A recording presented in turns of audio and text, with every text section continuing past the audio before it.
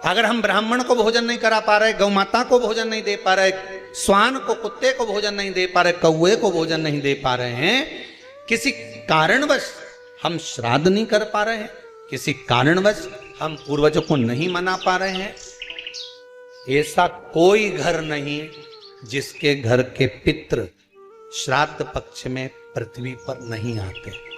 तुम पूछो मत पूछो, तुम्हारे घर के पूर्वज तुम्हारे यहां जरूर आए। दरवाजे पर आकर खड़े होते हैं पितृ, दरवाजे पर आकर हमारे घर के पितृ खड़े होते हैं, स्मरण करते हैं कि हमको यहां से कुछ भाग प्राप्त होगा, कुछ मिल जाएगा, कुछ प्राप्ति हो जाएगी। सम्मुख में आकर खड़े होते हैं। पितृ पक्ष में अगर पितरों को भोजन नहीं मिलता, साल भर भूखे रहते हैं। दूसरे पितृ जो खाकर आते हैं, उनकी जो राल टपकती है, उनका जो कफ गिरता है, हमारे पितृ वो चाटते हैं। वो चाटते हैं तो बद्दुआ देते हैं कि मैं इतना भरा पूरा छोड़ कर आया था, इतना देकर आया था, कम से कम आज मुझे कंडे पर घी और शक्कर ही छोड़ देते, गुड़ का ही भोग लगा देते, कम से कम मुझे राल चाटने को तो नहीं पड़ता।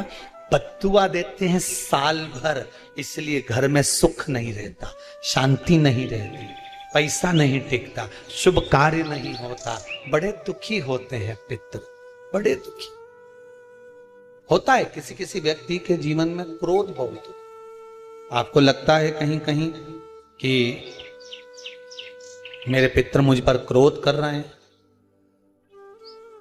आपको कभी कभी लगे कि मेरे ऊपर पितरों का पितृ दोष लगा हुआ है, या पितरों का श्राप लगा हुआ है, या हमारे यहाँ पर लोग अधोगति में ज़्यादा मर जाते हैं, हमारे यहाँ ये काम ज़्यादा हो जाता है, तो निवेदन है, श्राद्ध पक्ष चल रहा है, प्रयास करिएगा। एक चावल की कटोरी में, कटोरी के अंदर थोड़ा सा चावल रख लीजिए कच्चा, उस चावल की कटोरी में एक बेलपत्र, थोड़ी सी दुर्वा बांधकर, पानी का मटका, परिंदा या जहां अपना रसोई घर में जल रखते हो, उस कटोरी को वहां पर 2 दिन 3 दिन तक रख दो। वैसे तो 16 दिन रखो ज्यादा अच्छा था, पर जो दिन अपने को मालूम है 2-3 दिन उसको रख दीजिए। घी का दिया लगाइए।